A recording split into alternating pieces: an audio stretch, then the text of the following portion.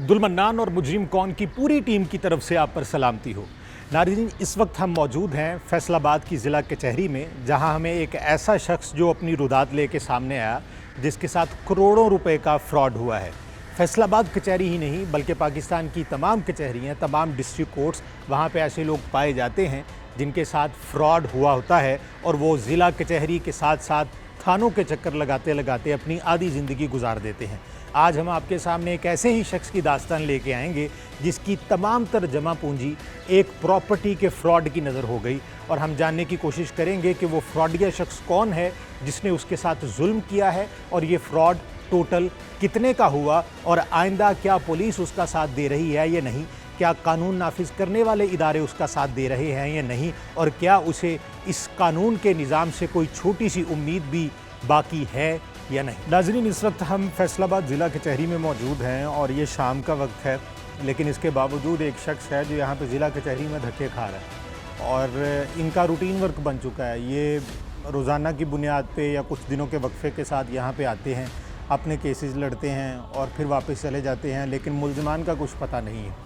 इनके साथ एक बहुत बड़ा फ्रॉड हुआ है और वो फ्रॉड करोड़ों रुपए का है। वो फ्रॉड कोई छोटा फ्रॉड नहीं है, और जिस शख्स ने इनके साथ फ्रॉड किया है वो हैबिचुअल ऑफेंडर, या आप कह लें जो आदी मुजरिम होते हैं, जिस तरह के जिनकी खसलत में ही जुर्म करना होता है, वो उस तर्ज का आदमी है। और आज हम इनके साथ बात करेंगे, इनसे जानने की कोशिश करेंगे कि आपका कितना पैसा जो है वो इस फ्रॉड की नज़र हो गया, और अब मज़ीद आपके पास उसके सबूत क्या हैं, किन एविडेंसेस की बुनियाद पे आप अदालतों में केस लड़ रहे हैं, और वो जो केस आप लड़ रहे हैं उसका कोई इम्पैक्ट भी हो रहा है या नहीं हो रहा, उससे कुछ आपको फ़ायदा भी नज़र आता है या नहीं आता है। क्योंकि जहाँ तक हमें पता चला है उसके मुताबिक तो जिस बंदे ने इनके साथ फ्रॉड किया उसके ऊपर और भी बहुत से केसेस हैं जो उसके अपने भाई की तरफ से भी हैं और उसके अपने वालिद की तरफ से भी हैं।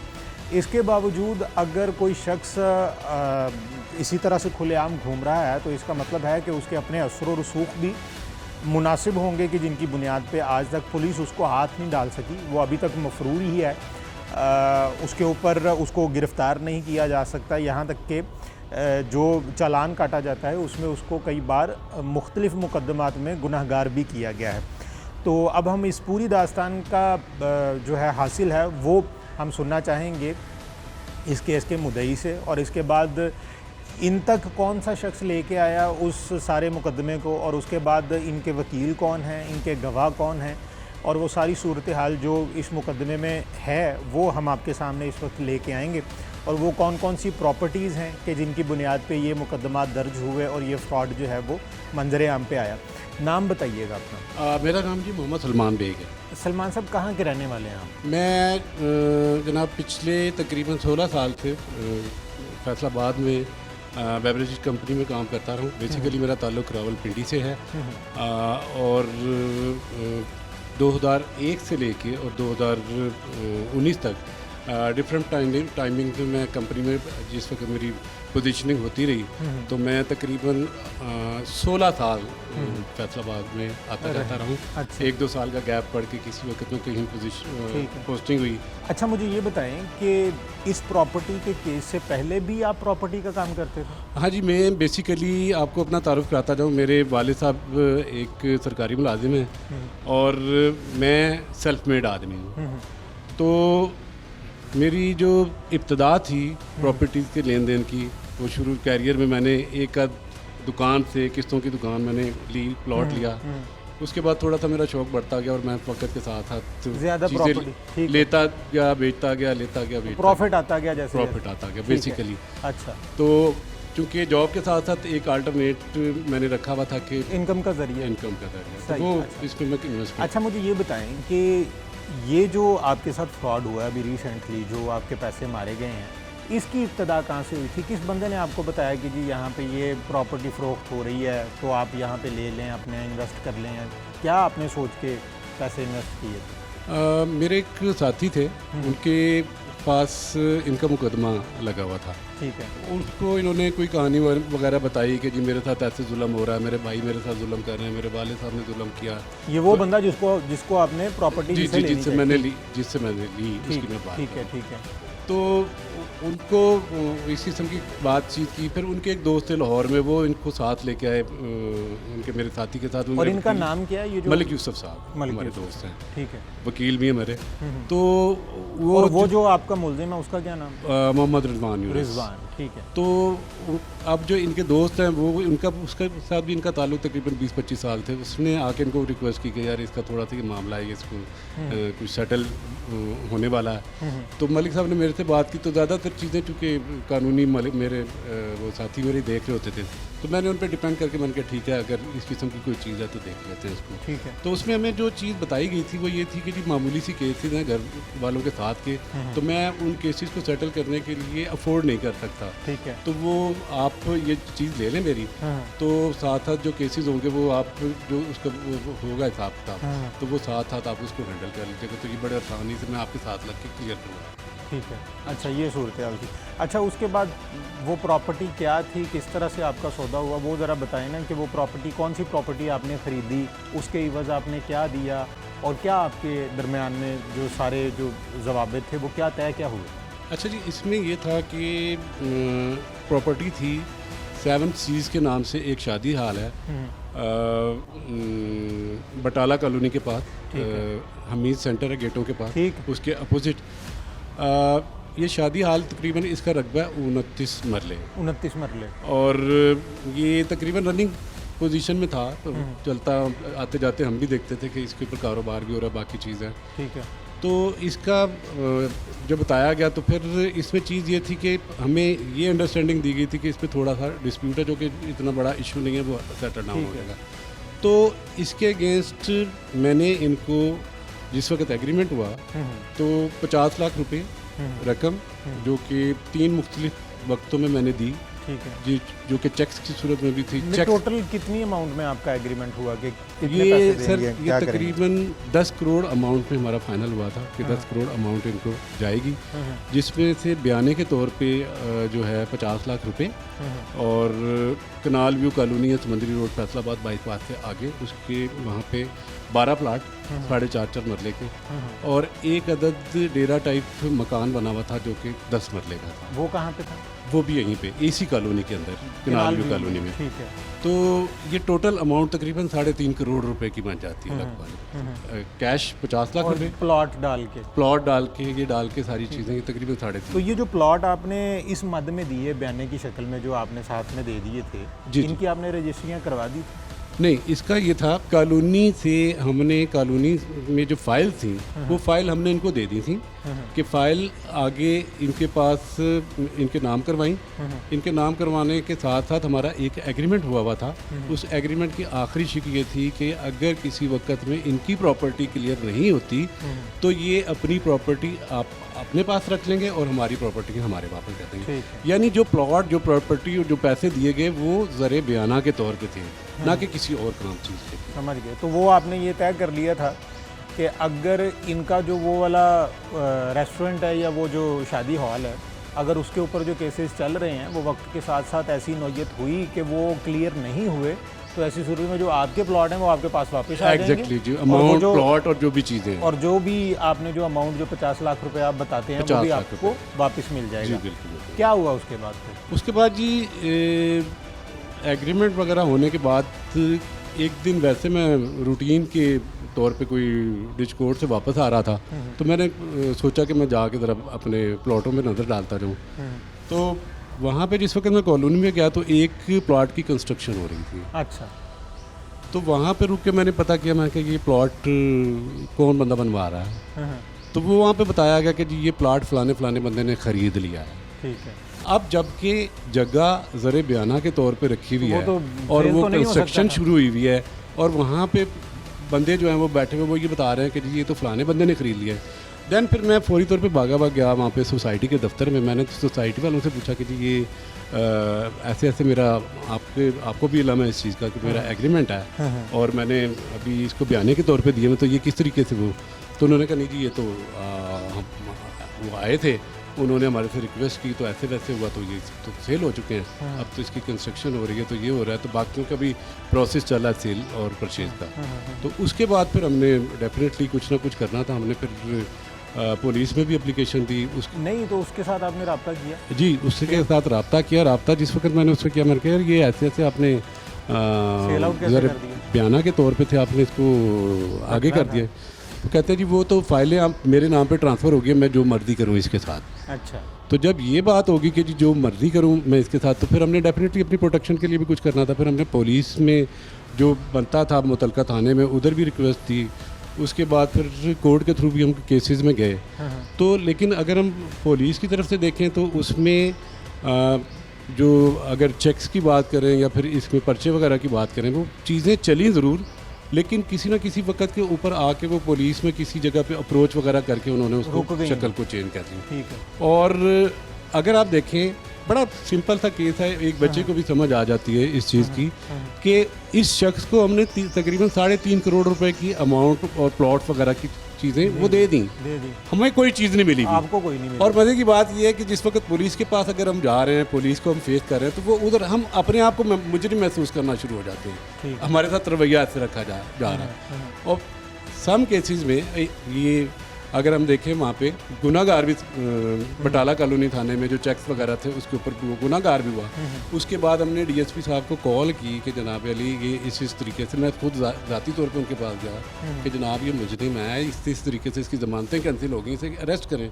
तो बजाय उसके अरेस्ट करने के कुछ हमें ही नई बात सुनने को मिल जाती थी कि जी ये हो गया, तो वो हो गया, तो वो हो गया। और डीएसपी साहब कौन थे? डीएसपी जी मलक लतीफ़ साहब थे। और इनके बारे में इन्होंने फिर किया ये कि जिस वक्त 2 दफ़ा बटाला कॉलोनी से ये गुनाहगार हुए चेक की सूरत में, तो तीसरी दफ़ा में इन्होंने तफ्तीश की तब्दीली के लिए दरख्वास्त दी और तफ्तीश की तब्दीली फिर आ गई मलक लतीफ़ के साथ। मलक लतीफ़ साहब का रवैया हमें और ताल्लुकात का थोड़ा अंदाज़ा था कि पॉलिटिकल असर और रसूख के पीछे से उनको मैनेज कर किया हुआ इन्होंने। तो उसके लिए फिर मैं एसएसपी साहब के पास गया, मैंने एसएसपी साहब से रिक्वेस्ट की, मैंने कहा सर ये ऐसे ऐसे जो हमें जो बातचीत पता लग रही है और जिस तरीके से वो कमरों में उनके बैठ के ऐसे जैसे उनका फैमिली मेम्बर है जो मुल्ज़िम है उस तरीके से उसका रवैया, तो हमें इधर से इंसाफ की तवक्को नहीं है। तो एसएसपी साहब ने उस वक्त मुझे यकीन दहानी कराई कि आप जाएं, क्योंकि पिछली 2 तफ्तीशों ने इसको गुनाहगार किया हुआ है, अगर कोई गलती करेंगे तो उसका जिम्मेदार मैं आऊँगा। तो अब जिस वक्त इसने इस किस्म की हरकत कर दी और वो पर्चा हमारा खारिज कर दिया, तो कल की तारीख में मैं गया था एसएसपी के साथ वो आरपीओ साहब के पास। आरपीओ साहब के पास मैं गया, मैंने कहा जी आपने मुझसे ये कमिटमेंट की थी कि अगर ये चीज़ होती, तो उन्होंने फिर बड़े तामुल से मुझे सुना और फिर इसको मार किया अब एसएसपी साहब को। ठीक है। तो मुझे उम्मीद है कि इंशाल्लाह जो आरपीओ साहब ने जिस तरफ से पता चला आपको कहाँ पे भागा हुआ है, मफरूर कहाँ पे है, कोई निशानदेही, कोई दाएं बाएं से पता चला हो? He is a criminal, basically he is a criminal. क्योंकि अगर आप देखें कि भाई के साथ केसेस, वालिद के साथ केसेस, उसके बाद भाई को गोली मार देना, टांग पे गोली मार देना, फायर मार देना, अपने आप को खुद गोली मार के कोई झूठे चीज़ें पर्चे करा लेना, तो सम टाइम कभी पिंडी जाके छुप जाता है जिस वक्त इसके ऊपर कोई प्रेशर आ रहा होता है, फिर कोई रास्ता वास्ता ढूंढ के जिस वक्त हालात सही हो जाते हैं फिर मंजर आम पर आना शुरू हो जाता है। और सबसे हैरान कुन चीज़ अगर मैं आपको इसकी बताऊं, आपकी अदालतों से ये बंदा, इसकी ज़मानतें कैंसिल हैं और ज़मानतें कैंसिल होने के बावजूद ये अदालतों में दंदनाता फिरता है रोज़ाना की बुनियादों के ऊपर। जिस वक्त ये फैसलाबाद में मौजूद होता है। तो मैं इस चीज़ को समझने से बड़ा कासिर हूँ कि यार हम किस किस्म के मुल्क में और किस किस्म के कानून के ज़ेरे साया ज़िंदगी बसर करते हैं। अच्छा, मुझे ये बताएं कि ये जो आपने अमाउंट इसके ऊपर लगा दी है, ये आपकी कुल जमा पूंजी थी या इसके अलावा आपके पास अब कुछ है? मैंने आपको अभी थोड़ी देर पहले बताया कि मैं सेल्फ मेड आदमी हूँ। अब सेल्फ मेड का मतलब ये कि जो मैंने कमाया वो यही है। और जाहिर है जो मुलाजमत पेशा आदमी होता है, भले अगर मैं अच्छी पोजीशन पे भी रहा हूँ, जो भी चीज़ है, तो ये अमाउंट भी छोटी नहीं है। तो मैंने ज़िंदगी में जो पैसे मैं जॉब से कमाता रहा और जो मैं शुरू कैरियर से एक एक दुकान को मैं करके रोलिंग करता रहा, तो ये वो सारा मेरी ज़िंदगी की कमाई थी जो कि इस वक्त मेरी ये स्टेक पे लगी है। और तो आपके शादीशुदा हैं, बीवी बच्चे भी हैं? जी जी, मैं अल्हम्दुलिल्लाह शादीशुदा हूँ, मेरे 3। तो ये इसी चक्रों में आपके बच्चे और आपकी जो बीवी हैं, जो आपके बाकी रिश्तेदार वगैरह जो आपके घर के अहले खाना हैं, कैसे उनका गुजारा हो रहा है? बेसिकली अगर आप देखें कि चूँकि मैं बड़े ओहदों पे रहा हूँ, छोटा मोटा मैंने बिज़नेस लाहौर में इस्टेब्लिश करने की कोशिश की, लेकिन वो सरमाए की कमी की वजह से वो भी डिस्टर्ब है और मेरी फैमिली भी डिस्टर्ब है। अब इसके अलावा एक आध छोटी मोटी सी कोई हमारे पास और मेरी वाइफ की प्रॉपर्टीज़ वगैरह थी, उसको हमने वक्त के साथ साथ बेच के अपने घर के जो है गुज़र-औक़ात हम कर रहे हैं। नाज़रीन, ये इनकी दास्तान थी और ये आपने सुन ली है। अब हम जानना चाहेंगे कि इनके वकील साहब कौन हैं, उनसे भी हम बात करते हैं और केस की नौयत क्या है, मुलज़िम का बैकग्राउंड क्या है और अब उनको क्या इम्कानात लगते हैं, क्योंकि ये तो रोज़ का काम है कि अगर कोई एक फ्रॉडिया शख्स है वो क्राइम पे क्राइम करता जाता है, जुर्म उसकी आदत है, तो ऐसी सूरत में वो उसको ये भी पता होगा कि मफरूर कैसे रहना है, पुलिस को कैसे खिलाना है। और हम जानते हैं कि हमारे माशरे में पुलिस का रोल कितना है और उनका इमेज कैसा है। तो ये सारी चीज़ें मिला के एक ख़ास मंज़र बनता है। वो मंज़र हम इनके वकील साहब से भी जानने की कोशिश करेंगे। और इसके अलावा एक और शख्स भी है जिसने ये सारा सौदा शुरू में करवाने के लिए इब्तिदा की थी। उस इब्तिदा में क्या होता रहा, किस तरह से वो उस शख्स को जानते नहीं थे, ये एक बहुत बड़ा सवाल है कि एक शख्स आदी मुजरिम हो और वो प्रॉपर्टी की दुनिया में फिर रहा हो। तो मोस्टली प्रॉपर्टी डीलर्स को और जो प्रॉपर्टी का काम करते हैं उनको अंदाज़ा हो जाता है कि भाई ये शख्स जो है ये मशकूक है। अगर आपको पक्का यकीन ना भी हो कि ये फ्रॉडिया नहीं है, लेकिन मशकूक का तो आपको अंदाज़ा हो ही जाता है। इसके बावजूद आपने इतनी बड़ी अमाउंट कैश में और उसके साथ आपने 12 प्लॉट ज़र बयाना के तौर पे आपने उसको दे दी और उसके बाद उसने आगे बेच भी दिए और बेचने के बाद उसने वहाँ पे कंस्ट्रक्शन तक शुरू करवा दी। तो ये एक बहुत बड़ा सवालिया निशान है। हम अब बात करेंगे इन साहब के वकील साहब से और उनसे हम केस की सारी सूरत-ए-हाल जानने की कोशिश करेंगे और जिससे हमें ये अंदाज़ा होगा कि क्या ये शख्स पकड़ा भी जाएगा या नहीं।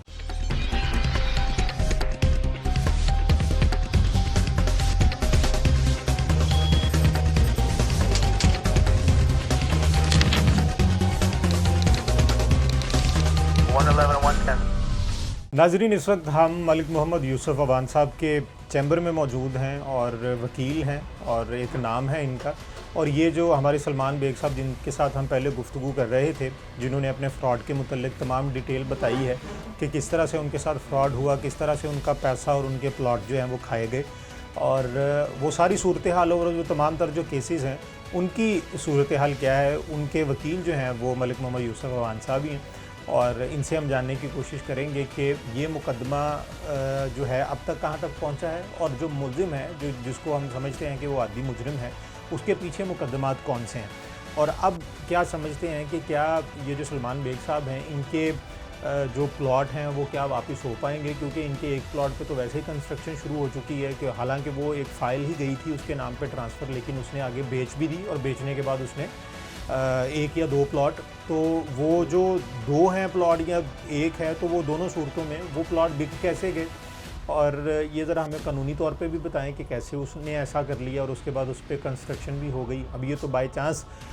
सलमान साहब जब अपने प्लॉट का विज़िट करने गए कि उन्होंने कहा कि ये मेरे 12 प्लॉट हैं, इनको मैं जाके देखूँ तो सही कि ये वहीं पे कोई कंस्ट्रक्शन वगैरह तो नहीं हो रही, आगे सेल आउट तो नहीं कर दिए गए, सूरत हाल क्या है। तो ये तो बाय चांस वहाँ पे गए तो इन्होंने देखा कि वहाँ पे कंस्ट्रक्शन हो रही थी, तो ये कंस्ट्रक्शन उसने कैसे करवा दी और वो जो बयाने के तौर पे लिए गए प्लॉट थे, जो एक मुख्तारनामा भी मुख्तारनामे का भी कहा गया, एक एग्रीमेंट भी इनके दरमियान में साइन हुआ और उसमें ये कहा गया कि अगर आपकी जो 7 सीज़ नामी जो होटल जो शादी हॉल है, अगर उसका केस क्लियर ना हुआ तो ऐसी सूरत में दोनों फ्रीकैन अपनी अपनी प्रॉपर्टी जो है वो वापस ले लेंगे और आपका मुकदमा जो है वो वहीं पे ख़त्म हो जाएगा। तो वो जो लेन देन का मामला था वो वहाँ पे ख़त्म हो जाएगा। तो इन्होंने 50 लाख रुपया नकद भी दिया। मलिक साहब, बहुत शुक्रिया आपके वक्त के लिए। अच्छा, आप ये बताएं कि ये साहिब इतनी बड़ी अमाउंट इन्होंने एक बंदे को दे दी है और उसके साथ साथ आपको पता है कि प्रॉपर्टी की दुनिया में बहुत बड़े बड़े फ्रॉड भी होते हैं, तो ये किस तरह से उसके हत्थे चढ़ गए? मतलब या तो थोड़ा बहुत पता हो और आपको ये भी पता हो कि जी मेरी सारी जमा पूंजी यही है और इसके बावजूद आप एक शख्स के ऊपर ट्रस्ट करें और उसको 50 लाख रुपया नकद भी दें और यहाँ तक कि आपके अपने हाथ में कुछ भी ना आए। मतलब इन्होंने प्लॉट भी दे दिए, इन्होंने पैसे भी दे दिए, लेकिन इनके हाथ में सिर्फ हवा में ही एक होटल है जो ये समझते हैं कि ये मेरा हो जाएगा, लेकिन वो अपनी जगह पे मौजूद है और उसकी बाद में रजिस्ट्री भी चैलेंज हो गई। तो ये किस तरह से उसके हत्थे चढ़े हैं? बिस्मिल्लाहिर्रहमानिर्रहीम। ये नवाज साहब सारा जो सौदा है ये मेरे थ्रू ही हुआ था एक्चुअल ये था कि ये बंदा जो है हमारे पास आया और इसने कहा कि मेरे भाई के साथ तनाज़ा है, जबकि वालिदैन के साथ मेरा तनाज़ा नहीं है। रिजवान की बात रिजवान की बात कर रहा हूँ, और मेरा भाई है अदनान, उसके साथ ये मेरा जो है तनाज़ा है। ठीक है। मेरे वालिद ने ये मेरे नाम पे जो है हाउसिंग एंड जो है फिजिकल प्लानिंग, उसमें मेरे नाम ये प्रॉपर्टी करवाई है। इसने अपने डॉक्यूमेंट्स दिखाए। जब डॉक्यूमेंट्स दिखाए तो हमने भी थोड़ी सी इसकी तस्दीक की कि वाकई ये प्रॉपर्टी तो इसके नाम है, लेकिन ये पीछे से नहीं पता था कि इसके खिलाफ जो है वो दावा जात चल रहे हैं और इसकी प्रॉपर्टी जो है वो मनसूख हो चुकी है। लेकिन इसने कभी भी नहीं बताया कि ये प्रॉपर्टी जो है मेरी मनसूख हो चुकी है। जो ट्रांसफ़र थी यही बताता था, और उसकी एक इसके पास मूवी थी जिसमें इसके वालिद के बयान थे, इसके गवाहन के बयान थे, जिसमें ये कह रहा था कि ये देखें, ये जो डिप्टी डायरेक्टर है हाउसिंग एंड टाउन प्लानिंग, ये मेरा जो बयान ले रहा है, ये मेरे वालिदैन है जो मेरे हक़ में बयान दे रहे हैं। तो इस पे एतमाद करते, और इसने अपने बच्चा इसने कहा जी मेरा है 7-8 साल का, मैं उसके सर पे हाथ रख के कहता हूँ कि ये जो प्रॉपर्टी है ये मेरी है, मेरा भाई मेरे साथ ज्यादती कर रहा है, आप मेरी मदद भी करें, ये मैं प्रॉपर्टी बेचना चाहता हूँ। ठीक है। तो ये एक एग्रीमेंट के थ्रू इसके साथ बेग साहब का सौदा हुआ, जिसका बाकायदा तौर पर एक तहरीरी मुआहदा भी लिखा गया, और उस मुआहदे में बतौर विटनेस भी मैं हूँ और लिखने वाला भी मैं हूँ। ठीक है। और उसमें वाज़िया तौर पे ये सारी शिकें लिखी गई, जिसमें ये इसने कहा जी मेरे सिर्फ 2 केस चल रहे हैं, इसके अलावा मेरा कोई केस नहीं है। तो ये केस का क्या बनेगा? तो बेग साहब ने कहा कि ये केस जो है इसकी हम पैरवी करके आपके साथ मिलके इनको मुकदमात का, अगर तो आप वैसे ये बात कर रहे हैं तो ये हम आपके केस आपके साथ मिलकर आप हमें पावर ऑफ अटॉर्नी दे देना, हम ये केस जो है आपके इसका फैसला करवा देंगे। तो ये बात उसमें तय पाई कि ये जो है जो 2 केसेस इसके मुख्तलिफ सिविल जजेस के पास ज़ेर समाअत थे, उसमें ये पावर ऑफ अटॉर्नी देगा बेग साहब को, और ये केस जो है उनका मेरिट पे फैसला करवाएंगे। ठीक है। इसके साथ ही जो इसने सर 10 करोड़ रुपए का सौदा किया, और उसमें से 50 लाख रुपए सर इसने नकद ले लिए और 2 मुख्तलिफ चेक के जरिए। ठीक है। और उसके बाद ये हुआ कि ये जो प्रॉपर्टी है ये 7 सीज, इसने कहा जी ये आपको इसका मेरे साथ मिलके ये आप कब्जा जो है इसका लीगली कब्जा जो है आप हम जो है आप ले लेना। मैंने कहा जी ठीक है, अगर केस फारग हो जाते हैं तो हम आपका साथ मिलकर इसका लीगली कब्जा जो लेंगे और ये प्रॉपर्टी। साथ ही सर जो ज़र बयाना के तौर पर प्लाट थे बेग साहब के कनाल व्यू कॉलोनी समुद्री रोड, वो 12 अदद प्लाट थे और 2 एक उसमें घर था कंस्ट्रक्शन, ये इन्होंने बतौर ज़र बयाना दिया। और ज़र बयाना ये होता है कि अगर प्रॉपर्टी का सौदा कामयाब हो जाता है तो ज़र बयाना जो है वो कंसीडर कर लिया जाता है। ठीक है। अगर जो है प्रॉपर्टी का सौदा किसी वजह से नहीं हो सकता तो ये आम कानून भी है, आम असूल भी है, हमारी इस मुआशरे में भी ये असूल है कि जो ज़र बयाना होता है वो बतौर अमानत होता है। ठीक है। अगर सौदा कामयाब नहीं होता तो वो ज़र बयाना उसको वापस दे दिया जाता है, जिससे ज़र बयाना लिया जाता है। ठीक है। अगर सौदा कामयाब हो जाता है तो उसमें शामिल कर लिया जाता है, बाकी रकम उसको दे दी जाती है। अगर जो लेने वाला है वो किसी बात से मुनर्रफ हो जाता है या कोई बात होती है तो फिर वो ज़र बयाना जो है उसका ज़ब्त हो जाता है। ठीक है। इस बंदे ने ये फ्रॉड किया कि इस बंदे ने जो ज़र बयाना के तौर पर प्लाट लिए गए थे उसकी सिर्फ फाइलें थी। सुप्रीम कोर्ट की अथॉरिटी के मुताबिक, सुप्रीम कोर्ट के हुक्म के मुताबिक कोई भी प्रॉपर्टी की जो फाइल है वो ट्रांसफ़र नहीं होगी। ठीक है। अगर प्रॉपर्टी की फाइल जो ट्रांसफ़र करता भी है या कोई बात करता है तो वो गैर कानूनी है। ठीक है। उसकी बाकायदा रजिस्ट्री होगी। अब इन्होंने ये क्या किया कि जो डेवलपर थे उनके साथ रिजवान ने मिलके ये जो फाइलें थी ये ट्रांसफ़र करवाई, और बाद में पता चला कि इसने आगे किसी के नाम से फ्रॉड करते हुए ट्रांसफ़र करवा दिए हैं। ठीक है। अब उसमें सर इसका जो किरदार है वो मैं जनाब को बता देता हूँ कि ये बंदा साबका रिकॉर्ड याफ्ता है, और ना सिर्फ इसने बेग साहब के साथ, सुलेमान बेग साहब के साथ जो है फ्रॉड किया है, इसने अपने वालिद के साथ फ्रॉड किया। उसकी ग्रीन व्यू कॉलोनी में उसका घर था वो अपने नाम करवाया, अपनी वालदा मोहतरमा के साथ इसने फ्रॉड किया, उसकी प्रॉपर्टी अपने नाम करवाई, और उसी घर में जिसमें ये घर में रह रहा था जो प्रॉपर्टी अपने नाम करवाई थी वहाँ चोरी कर ली। तो इसके खिलाफ सर मुकदमा नंबर है 1042/17, बजुर्म है 380/411। इसमें सर इसके वालिद साहब मुद्दई हैं मोहम्मद यूनुस साहब। ठीक है। वो सर इसमें ये गुनाहगार हुआ थाना गुलाम मोहम्मदाबाद में, और इसका मुकदमा अदालत में ज़ेर समाअत है। और चोरी क्या था इसमें? चोरी इसने इनके घर का सामान जिसमें एसी थे, इनके जो घर का अपनी वालदा का जो सामान था, जहेज़ का सामान था वो चोरी कर लिया। इसके बाद एसी चोरी कर लिया। इसके बाद इनके ट्रंक वगैरह जो भी चीज़ें थी वो चोरी कर ली, जिसका इसके खिलाफ मुकदमा हुआ, और उसमें बाकायदा तौर पर ये गुनाहगार हुआ है। और जो है अब इलाका मजिस्ट्रेट साहब की अदालत में इसका मुकदमा ज़ेर समाअत है, गुनाहगार होना है। ठीक है। ठीक है। फिर इसके खिलाफ सर एक इसने अपने भाई है इनका मोहम्मद अदनान यूनुस, उसको इसने सर थाना मागटा वाला ननकाना साहब इसको फायर मारा जी इसके अपने भाई को। ठीक है। इसके खिलाफ 324/34 का मुकदमा 63/2015 दर्ज रजिस्टर हुआ, जिसमें ये अदालती मफरूर है, ये अदालती फैसला मेरे पास पड़ा है, ये मैं जनाब को अभी जो दे रहा हूँ। अदालत ने इसके खिलाफ 512 का चलान इसके अदालत में सबमिट हुआ। ठीक है। अदालत ने इसके दायमी वारंट निकाले हुए हैं कि ये जब भी पकड़ा जाए इसमें अदालत में इसको पेश किया जाए। ठीक है। आज तक किसी पुलिस अफीसर ने इसको पकड़ा नहीं है और ये अदालती मफरूर है और इसके खिलाफ जो चलान अदालत में गुनाहगार होने के बावजूद ये सबमिट है। ठीक है। इसके बाद इसके खिलाफ एक मुकदमा है सर, मुकदमा नंबर है 524/18, बजुर्म है 447, 511, 337 H2, 148, 149 थाना बटाला कॉलोनी। इसने इसी मार की जो 7 सीज का सौदा किया है, इस पे कब्जा करने की कोशिश की।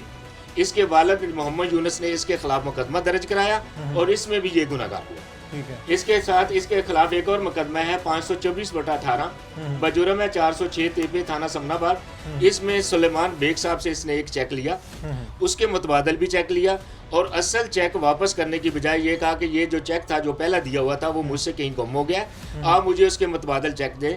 इसकी बाकायदा तौर पर तहरीर भी लिखी गई। ठीक है। इन्होंने उस रिप्लेसमेंट में इसको चेक दिया, ये चेक दोबारा जो है इसने इनको ना दिया और उस पे इसने इनके खिलाफ एक झूठा मुकदमा दर्ज करवाने की कोशिश की जो इसका खारिज हो गया और 406 जिसका मुकदमा जो दर्ज हुआ था इसके खिलाफ उसमें ये गुनाहगार हुआ और इसका भी मुकदमा जो है अदालत में ज़ेर समाअत है। ठीक है। उसके उसके बाद सर इसके खिलाफ एक और मुकदमा हुआ, ये है 796 बटा है 2018, ये 796 है जी, 2018, 420, 468, 471 थाना है डिचकोट जी। इसमें मुद्दई है मोहम्मद सलीम।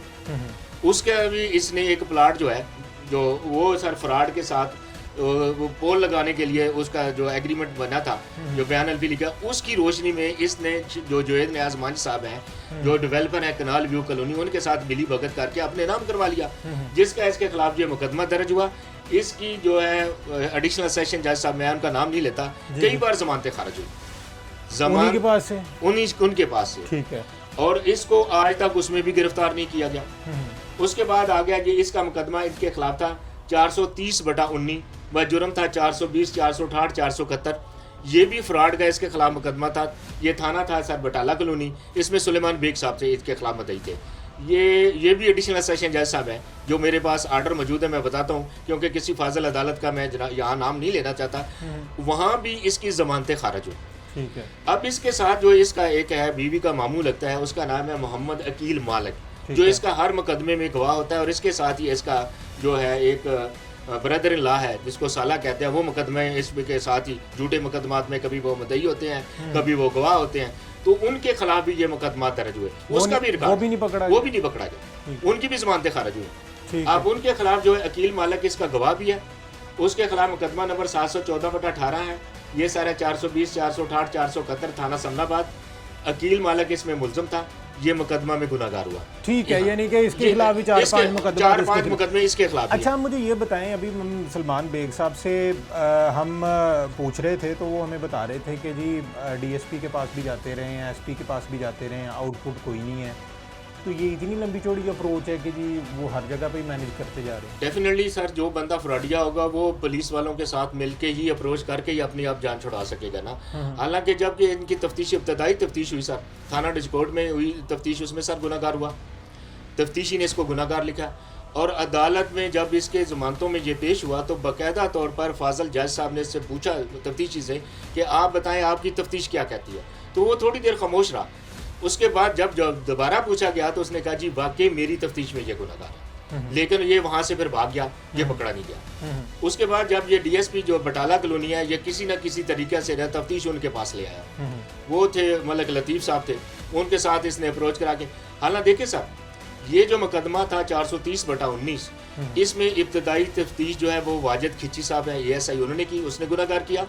उसके बाद थे मलक अमीर साहब, वो थे इन्वेस्टिगेशन इंस्पेक्टर इंचार्ज, उन्होंने ना सिर्फ इसको गुनाहगार किया बल्कि इसके वारंट गिरफ्तारी तक लिए।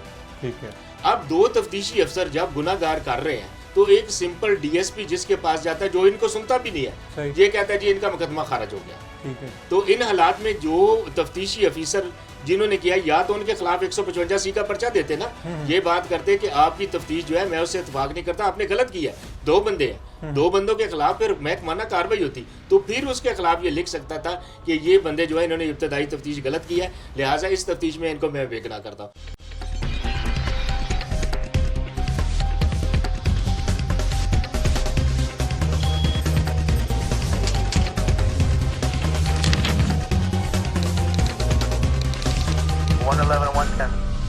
अब सीपीओ साहब अगर आप देख रहे हैं तो ये आपके थानों की सूरत हाल है।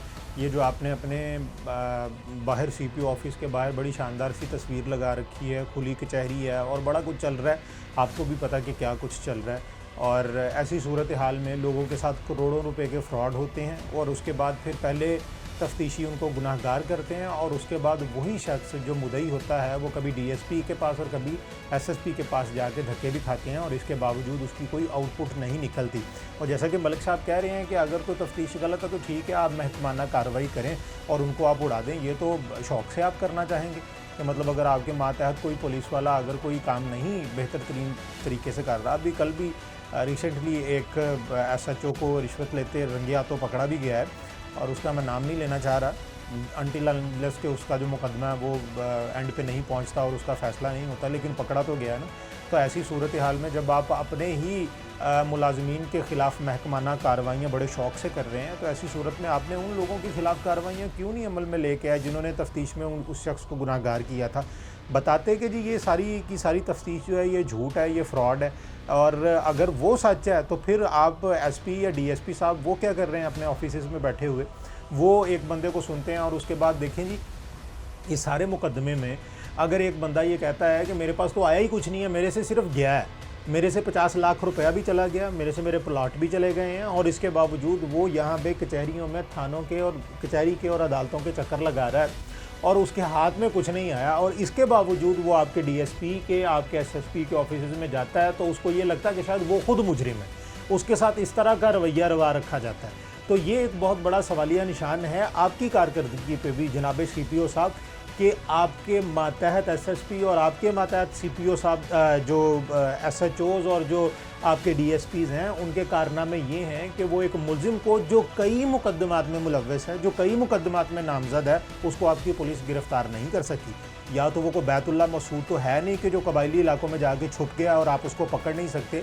यहाँ पे सलमान बेग साहब का भी ये कहना है कि जिन अदालतों में उसकी ज़मानतें खारिज की हुई हैं, कुछ अरसे के बाद वो जब फैसलाबाद में होता है तो इन्हीं अदालतों में दंदनाता फिरता होता है। आप इनकी बात को झूठ मान लीजिए, लेकिन आप ये तो जानते हैं ना कि पंजाब पुलिस जब भी किसी को पकड़ना चाहे वो तो उसको किसी कोने खुदरे से भी निकाल के ले जाते हैं, लेकिन इस शख्स को अभी तक नहीं पकड़ा गया जिसकी एक तवील फहरिस्त है मुकदमात की। ये एक बहुत बड़ा सवालिया निशान है।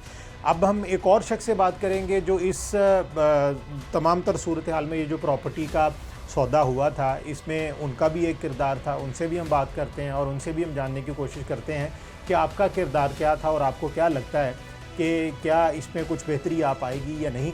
और इससे पहले मेरे एक और जहन में सवाल आया मलिक साहब, क्या कोई इसमें कोई बेहतरी की गुंजाइश लगती है, मतलब कि यूं ही ये चलता रहेगा? आपने आखिर में मुझे थोड़ा सा याद करवा दिया, ये कल ही बेग साहब जो है ना आरपीओ साहब के पास पेश हुए हैं। उससे पहले भी जब डीएसपी साहब जो मलक लतीफ़ साहब के पास तफ्तीश आई ना, तो ये आरपीओ साहब के पास खुद जाके पेश हुए और उन्होंने कहा कि सर मुझे इससे इंसाफ की तवक्को नहीं है, मुझे आप इसके पास ना भेजें, आप किसी गैर जानबदार जो है ना तफ्तीशी अफीसर के पास मुझे भेज दें, फैसलाबाद में किसी के पास भेज दें। उन्होंने कहा जी नहीं, आप जाएँ, एक दफ़ा आप उनके पास जाएं, अगर वो तफ्तीश खिलाफ करता है या कोई बात करता है तो फिर मुझे आके मिलना। ये कल वहाँ जाके पेश हुए हैं, इन्होंने सारा फिर वही अपना मौक़िफ़ कि जनाब के कहने पे मैं वहाँ गया था, लेकिन देखें सर ये मेरे साथ फिर क्या हुआ है। तो उन्होंने फिर अब जो तफ्तीश है वो एसएसपी साहब RIB के पास मार्क कर दी है, लेकिन हम तो ये चाह रहे हैं कि इस बंदे को इंसाफ मिले, ना सिर्फ ये धक्के खाए बल्कि इसकी जो जमा पूंजी जो आज तक इसने कमाई है अपने बच्चों के लिए ये इसको मिलनी चाहिए। एक फ्रॉडिया बंदा जो अपने आप हमारे साथ नहीं अपने वालिदैन के साथ भी फ्रॉड कर गया है, सबके साथ, तो इतना तो ताकतवर नहीं है कि वो सबके साथ फ्रॉड करे, भाइयों को फैर भी मार दे। ये तो बेचारे को अपनी जान का खतरा है कि ये आप लाहौर शिफ्ट हो गया, ये तो कहता है कि मैं फैसलाबाद जाता हूँ, ये ना हो कि कहीं मुझे जानी नुकसान पहुंचा दे या जाहिर सी बात है। ज़ाहिर बात है, प्रॉपर्टी की वजह से प्रॉपर्टी की वजह। अगर ये अपने भाई को फैर मार सकता है तो बेग साहब कहते हैं मेरी वहाँ अपने जानी जो है वो नुकसान क्यों नहीं दे सकता। तो इन हालात में मेरी जो है ना वो जनाब के वसासत से ये RPO साहब से, CPO साहब से ये गुजारिश है कि अगर सर ये वाकई सच्चा बंदा है तो इसकी मदद की जाए। तमाम अदालतों में उनके खिलाफ फैसले आ चुके हैं, सारी बातें आ चुकी हैं, सिर्फ एक बंदे के कहने से, एक DSP के कहने से वो बेगुनाह हो गया, जबकि सारी तफ्तीशी अफसरान ने उसको गुनाहगार किया। तो इसको इंसाफ मिलना चाहिए। सही। नाज़रीन, ये आपने सूरत हाल जो है वो ये सारी आपके सामने रखी है और आपके जो RPO साहब हैं या CPO साहब हैं, बहुत बड़ा सवालिया निशान है जनाब आपकी कारकर्दगी में भी। हमारे आम तौर पे अल्फाज बहुत सख्त होते हैं, लेकिन इस सख्ती का अंदाज़ा तो शायद इसका कंपैरिजन किया जाए अगर उस शख्स के साथ होने वाले जुल्म के साथ, तो ये शायद कुछ भी ना हो। क्योंकि जिस बंदे ने सारी ज़िंदगी लगा के पैसा कमाया हो और पैसा कमाने के बाद उसका इस तरह से फ्रॉड हो जाए तो वो गिरेबान पकड़ने को आता है। हम तो सिर्फ तल्ख अल्फाज इस्तेमाल करते हैं। तो इस चीज़ को आप अपने जहन में बिठाइए और जो जैसे उसको इंसाफ मिलना चाहिए उसको वैसे इंसाफ लेके दीजिए। DSP साहब ने कोई हदीस तो नहीं कह दी, या तो फिर बाकी सारे झूठे हैं। DSP साहब को अपनी सीट पे बिठाएं अगर वो इतने काबिल हैं तो। ये होना चाहिए कि उनको तरक्की देनी चाहिए, उनके कंधे पे फूलों का इजाफा होना चाहिए। फिर वो इतने मोतबर हो गए हैं तो फिर तो उनके साथ इस तरह से ट्रीट करना चाहिए ना। तो अब बाकी सब झूठे हो गए, अदालतें हमारी जो हैं वो सब फारिग हो गई, लेकिन आपके जो DSP साहब हैं जिन्होंने उसको कहा है कि ये जो बेगुनाह है वो सब सच्चे हो गए। ये एक बहुत बड़ा सवालिया निशान आपके तमाम तर सेटअप के ऊपर भी है। अब हम एक और शख्स है इस सारे सौदे में, उनसे भी हम बात करेंगे और उनसे भी हम जानने की कोशिश करते हैं कि भाई आपका इसमें क्या है। नाज़रीन, इसी मुकदमे से मुतल्लिका हमारे साथ एक और शख्स भी मौजूद है और इनका क्या किरदार है ये हम इनसे जानते हैं। नाम क्या है आपका? मोहम्मद रईस।